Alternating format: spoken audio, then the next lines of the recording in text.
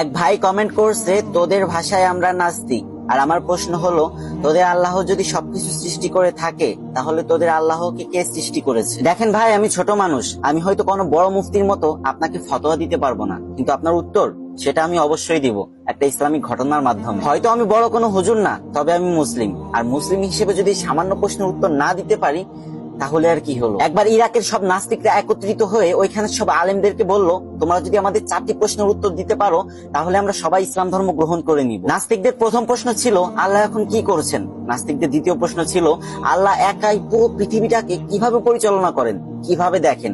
একা কি পৃথিবীকে পরিচালনা করা সম্ভব? নাস্তিকদের তৃতীয় প্রশ্ন ছিল, তোমাদের নবী মুহাম্মদ আকাশের কোন দরজা দিয়ে আল্লাহর সাথে সাক্ষাৎ করতে গিয়েছিলেন? নাস্তিকদের চতুর্থ প্রশ্ন ছিল, আল্লাহর আগে কে? আল্লাহ যদি সবকিছু সৃষ্টি করে থাকে, তাহলে আল্লাহকে কে সৃষ্টি করেছে? কিন্তু এই 4টি প্রশ্নের কোনটির উত্তরই কোন আলেম দিতে পারলো না। হঠাৎ সেই সভা অনুষ্ঠানের পিছনে ছোট্ট একটা ছেলে এসে দাঁড়ালো, যার বয়স মাত্র 13 বছর। সে সভা মঞ্চের সামনে এসে দাঁড়ালো আর বলল, আমি আপনাদের এই 4টি প্রশ্নের উত্তর দিব, আপনাদের মধ্যে আমাকে প্রশ্ন কে করবে? তখন সবাই চেয়ারে বসে থাকা একটি লোককে দেখিয়ে বলল, ইনি তোমাকে প্রশ্ন করবে। তখন সেই ছোট্ট ছেলেটি বলে উঠলো, যেহেতু প্রশ্ন আপনি করবেন আর উত্তর আমি দিব, তার মানে আপনি আমার ছাত্র, তাই আপনি আমাকে ওই চেয়ারে বসতে দিন আর আপনি নিচে এসে দাঁড়ান। এই কথা শুনে সবাই অবাক হয়ে গেল, কিন্তু তাও ছোট্ট ছেলেটির কথা সবাই মেনে নিল। তারপর প্রশ্ন উত্তর পর্ব শুরু হলো। নাস্তিক তখন তার প্রথম প্রশ্ন করলো, আল্লাহ তাআলা এখন কি করছেন? তখন ছোট্ট ছেলেটি উত্তর দিল, আল্লাহ তাআলা এই মুহূর্তে তোমার মতো বেকুবকে এই বড় চেয়ার থেকে নামিয়ে আমাকে এই বড় চেয়ারে বসিয়ে দিয়েছেন। সবাই খুবই অবাক হলো। নাস্তিক তার 2 নম্বর প্রশ্ন করলো, আল্লাহ তাআলা এই পুরো পৃথিবীটাকে একা কিভাবে দেখেন, একা কিভাবে পরিচালনা করেন,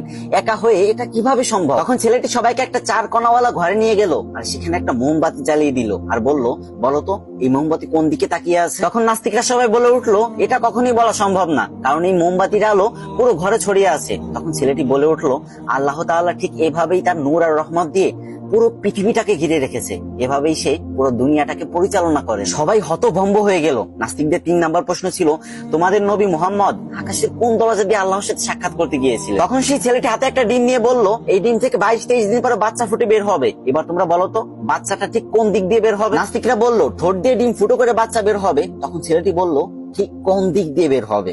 তখন নাস্তিকরা বলল, এর উত্তর আমাদের জানা নেই। তখন ছেলেটি বলল, ঠিক তেমনি আল্লাহ তাআলা তার রাসূলকে, তার বন্ধুকে আকাশের কোন দরজা দিয়ে মিরাজে নেবেন, এটা একান্ত আল্লাহ তাআলার ব্যক্তিগত কাজ, এটা তোমার আমার কাজ না, তোমার আমার জানার বিষয় না। নাস্তিকদের 4 নম্বর প্রশ্ন ছিল, আল্লাহ তাআলার আগে কে? সবারই তো সৃষ্টিকর্তা আছে, তাহলে আল্লাহ তাআলাকে কে সৃষ্টি করেছে? তখন ছেলেটি উত্তর দিল, তোমাদের মধ্যে ভালো অঙ্ক কে করতে পারে? তখন একজন ব্যক্তি হাত তুললো। তখন ছেলেটি বলল, তুমি 1 থেকে গুনতে শুরু করো। আর লোকটি 1 থেকে গুনতে শুরু করলো, 1 2 3 4 5 6 7 8 9 10। তখন ছেলেটি বলল, এবার তুমি থামো, এবার তুমি 10 থেকে উল্টা গুনতে শুরু করো। তখন লোকটি 10 থেকে উল্টা গুনতে শুরু করলো, 10 9 8 7 6 5 4 3 2 1। তারপর লোকটি একা একাই থেমে গেল। তখন ছেলেটি বলল, তুমি থামলে কেন? তোমাকে তো আমি থামতে বলিনি। তখন লোকটি বলে উঠলো, এর আগে তো আর কিছুই নেই। তখন ছেলেটি বলল, আল্লাহর আগেও কিছুই নেই। সামান্য একটা সংখ্যার আগে কি আছে এটাই যদি তুমি বের না করতে পারো, তাহলে সেই মহান সত্তা আল্লাহর আগে কি আছে এটা তুমি কি করে বের করবে?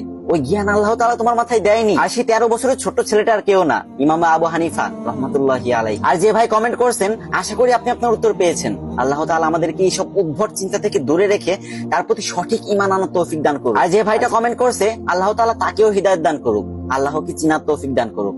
সবাই একবার বলি আমিন।